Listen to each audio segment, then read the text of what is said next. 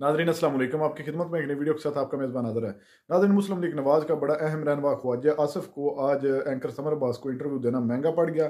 Summer Abbas ने ख्वाजा आसिफ की खूब क्लास लगाई। एक दफ़ा वीडियो मुलाज़ा फरमाएं, फिर इस पर मुकम्मल तफसील आपके सामने रखते हैं। और ज़ाहिर है वो ये बात करना कि वो कमिश्नर हैं, उनकी कोई डायरेक्ट जिम्मेदारी नहीं थी। नीचे जो इंतजामी अफसरान चूँकि ROs और DROs थे, डिप्टी कमिश्नर्स और असिस्टेंट कमिश्नर्स, वो उनके मातहत हैं इंतजामी तौर पर कि इलेक्शन में बेहतरीन धांधली हुई है, नताइज को तब्दील किया गया है।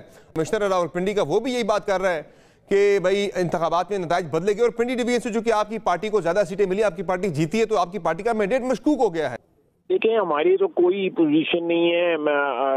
हमने 9 दिन की खामोशी के बाद ये नोटिफिकेशन जब इलेक्शन कमीशन की तरफ से हो गए हैं, एक चीज फाइनलाइज हो गई है, उसके बाद ये बोले हैं। 9 दिन पहले कमिश्नर साहब को भी पता था, अगर वो क्लेम करते हैं तो उनको पता होना चाहिए था। दूसरी बात यह है कि इलेक्शन प्रोसेस के अंदर जो है कमिश्नर साहिबान जो है वो नहीं इन्वॉल्व होते। अगर उन्होंने क्लेम कर ही दिया है तो अब उस क्लेम को बैकअप करने के लिए उनको जो है सबूत भी मुहैया करने पड़ेंगे। अगर सबूत नहीं मुहैया कर सकेंगे तो फिर जो भी उन्होंने आज इमारत तामीर की है उसकी बुनियादें अगर झूठ पे रखी हैं तो ये सारे के सारा जो चीज़ जो है कोलैप्स कर जाएगी। तो सर, ये मुस्लिम लीग नून के लिए कितना डैमेजिंग है, चूंकि आपकी पार्टी पे इल्जाम लग रहा है कि मैंडेट आपने तरीके से आपको चोरी किया, चूंकि बेनिफिशियरी रावलपिंडी डिवीजन में आपकी पार्टी थी। इस किस्म के इल्जाम जो बगैर किसी सबूत के जो है ना लगाए जाए, उनको टेम्पररी तो कुछ डैमेज वगैरह होता है, लेकिन जब सबूत ना मुहैया किए जाए तो वो डैमेज नहीं बल्कि फायदे में तब्दील हो जाता है। और गुफ्तगू में उन्होंने कहा कि मैं खुदकुशी करने लगा था, तो मैं खुदकुशी जो है वो 9 दिन के बाद इनको क्यों ख्याल आया कि मुझे खुदकुशी करनी चाहिए। ये तो बड़ी नेचुरल सी बात है हाजी साहब कि एक इंसान का एक नेचुरल थॉट प्रोसेस होता है, वो कैथारसिस करता है, वो सारी चीज़ों को जो है वो देखता है, उसके बाद फिर वो फैसले पे पहुंचता है। तो एक थॉट प्रोसेस था, शायद वो उसमें उसको टाइम लग गया हो। और ज़ाहिर है वो ये बात करना कि वो कमिश्नर हैं, उनकी कोई डायरेक्ट जिम्मेदारी नहीं थी। नीचे जो इंतजामी अफसरान चूँकि ROs और DROs थे, डिप्टी कमिश्नर्स और असिस्टेंट कमिश्नर्स, वो उनके मातहत हैं इंतजामी तौर पर। तो आपको ये कोई इस सारी प्रेस कॉन्फ्रेंस के पीछे कोई बड़ा आपको कोई ग्रेटर प्लान नजर आ रहा है, या कोई ऐसी कोई बड़ा इंटेंशन नजर आ रहा है? कोई प्लान ये चीज थी, कोई बड़ा इंटेंशन था, या क्या था? आपको लग क्या रहा है? आपने एनालाइज कैसे किया इसको? लेकिन जब ये सबूत नहीं मुहैया होगा, आप इस तरह ही हुआ था ना। हाँ साहब, उन्होंने प्रेस कॉन्फ्रेंस की थी, कोई गाने नहीं गाए, डांस नहीं किया। ठीक है, मैंने आपको एक एग्जाम्पल भी दे दी है। चलो गाने नहीं गाए होंगे, लेकिन स्टेज पे बैठे थे बारिश शख्स थे, शक्ल से तो लगते थे सच्चे ही होंगे, लेकिन उन्होंने खुद ही बता दिया कि मैंने झूठा हूँ। पीपल्स पार्टी के हवाले से मुशावरत तो चल रही है नून लीग की पीपल्स पार्टी के साथ, लेकिन पीपल्स पार्टी अभी तक हुकूमत का हिस्सा नहीं बन रही। और मैंने खबर आपको ऑलरेडी दी हुई है कि पीपल्स पार्टी हिस्सा बनेगी। हाँ साहब, ये जो मुशावरत चल रही है आपकी हुकूमत साजी की वजह से, कल एक खबर आई थी PMLN की, एक आला सतह की मीटिंग की कि भाई नहीं ले रहे वजारत उज़्मा अगर पीपल्स पार्टी बर्डन शेयर नहीं करती। तो अब क्या सारे इत्तलात हैं? पीपल्स पार्टी ले रही है वजारतें, नहीं ले रही? किस तरह से आप हुकूमत बना रहे हैं? देखें, ये हम बिल्कुल चाहेंगे, बिल्कुल हम कीन हैं और हम चाहते हैं कि एक गवर्नमेंट बने जो स्टेबल रहे, 5 साल गुजारे हम, और एक इकोनॉमिक एजेंडे के ऊपर हमारा एग्रीमेंट हो। तमाम पार्टियां जो असेंबली में हों और सबका एग्रीमेंट इकोनॉमिक एजेंडे पे हो। अब ये हमारे इक़्तिदार की या पीपल्स पार्टी के इक़्तिदार की बात नहीं है।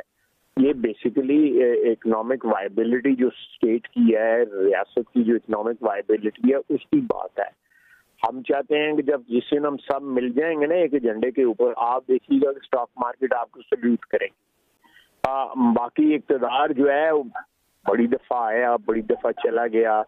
इक़्तिदार जो है वो अल्लाह ताला की देन होती है, उसने जिसको देना होता है देता है, किसी को दे के ख्वार करता है, किसी को ना दे के ख्वार करता है। खालिद साहब, ये बताएं कि मेरी तलात के मुताबिक तो पीपल्स पार्टी काबीना का हिस्सा बन रही है अभी फिलहाल। सिर्फ वो ज़रा एक पोजीशन इसलिए लिए हुए कि उन्होंने इलेक्शन से पहले जो PMLN के बारे में, मियां नवाज शरीफ के बारे में जो पोजीशन ली हुई थी, उससे ज़रा वापस आना थोड़ा सा ज़रा मुश्किल हो रहा है पीपल्स पार्टी को।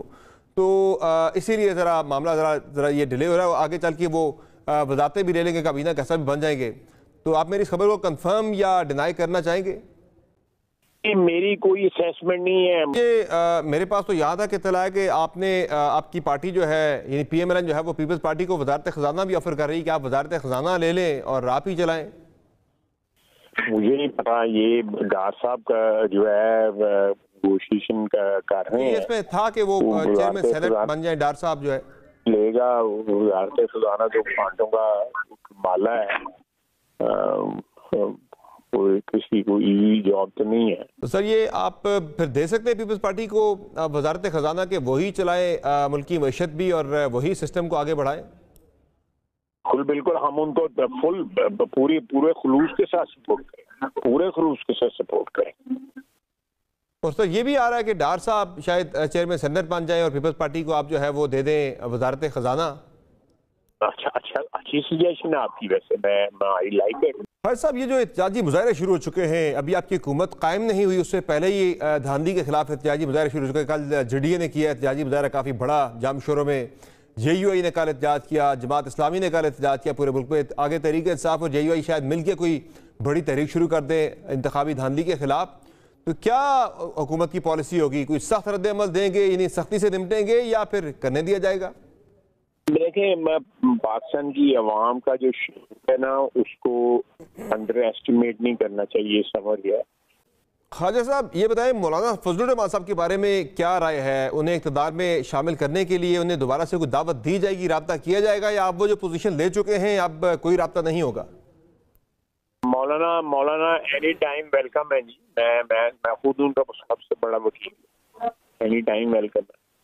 नाज़रीन, जैसे कि आपने वीडियो मुलाज़ा फरमाई, नाज़रीन इस वक्त मुल्क पाकिस्तान में अफरा तफरी का आलम है और PMLN जो है वो इस कश्मकश में है कि किस तरह हम इक़्तिदार हासिल करें, क्योंकि ये जमात इक़्तिदार की भूखी है और ये इक़्तिदार हासिल करने के लिए किसी हद तक भी जा सकते हैं। और ये कोशिश कर रहे हैं कि पीपल्स पार्टी को साथ मिलाकर जो है हम एक दफ़ा इक़्तिदार हासिल कर लें और इस कौम पर मुसल्लत हो जाएँ। फिर आपने वही पुराने और हथकंडे जो है वो हमारे पास होंगे, हम वो फिर इस्तेमाल करना शुरू कर देंगे। इस वक्त पीपल्स पार्टी जो है वो भी अपनी डिमांड रख रही है, लेकिन PMLN इतनी तैयार बैठी है कि वो तो उनकी तमाम शराइत जो है वो मानने को तैयार है, सिर्फ चाहती है कि किसी तरह हम इस कौम पर मुसल्लत हो जाएं। एंकर समर अब्बास ने इसकी खूब क्लास लगाई और जितने भी सवालात किए वो बिल्कुल हकीकत पर मबनी है। कल जो कमिश्नर, जो इलेक्शन कमिश्नर रावलपिंडी, उसने जितने इंकशाफात किए हैं वो इलेक्शन कमिश्नर इनके ही लगाया हुआ बंदा है। कल उसने अपने ज़मीर को जिंदा होने का सबूत पेश कर दिया और उसने वाज़े बता दिया है कि मुझे ना दिन को चैन था ना रातों को नींद आ रही थी। जब से इलेक्शन हुआ था तो ये जो दिन मेरे बीच में गुजरे हैं ये कशमकश इसी में गुजरे हैं कि मैंने पाकिस्तानी कौम के साथ कितना जुल्म किया है और खान का मैंडेट जो है उसको चोरी करके इन लोगों को मैंने जोर ज़बरदस्ती जो है जितवाया है। उसने वाज़े कर दिया है कि हमने धांधली की है। ये सिर्फ वो रावलपिंडी की बात कर रहा है, इसके अलावा पूरा पाकिस्तान पड़ा हुआ है। पूरे पाकिस्तान में इन्होंने इसी तरह किया है और अब ये ख्वाजा आसफ कमिश्नर रावलपिंडी को झूठा करार दे रहा है कि वो झूठ बोल रहा है और इसके पीछे कोई बड़ा प्लान है। हत्ता कि इनको शर्म नहीं आती कि PMLN जो है इसका पहले से ये मनसूबा था कि हमने इस कौम पर मुसल्लत होना है और इस कौम पर मुसल्लत होने के लिए इन्होंने पहले से ही एक प्लान बनाकर बैठे थे। अब ये कह रहे हैं कि कमिश्नर साहब किसी के प्लान पर चल रहा है। प्लान बनाने वाली जमात आप है और अवाम आपको बखूबी जानती है, अवाम आपकी हकीकत से आगाह है। आप जितने भी आप झूठ बोल रहे हैं अवाम आपके झांसे में आने वाली नहीं है और इंशाअल्लाह ताला इस वक्त पाकिस्तान का नहीं बल्कि एक दुनिया में जाने पहचाना लीडर वो है इमरान खान और पाकिस्तानी कौम उसके साथ खड़ी है। आपका बुरा वक्त शुरू हो गया है, अवाम ने आपको रिजेक्ट कर दिया है। ख्वाजा साहब ये जितनी आप बढ़ के ये झूठ मार रहे हैं इसका कोई फायदा नहीं है। नाज़रीन, आपने वीडियो मुलाज़ा फरमाई, इस वीडियो के बारे में आपकी क्या राय है? कमेंट सेक्शन में कीमती राय दीजिए और अगली वीडियो तक आपने मेज़बान को दीजिए इजाज़त। अल्लाह हाफिज़।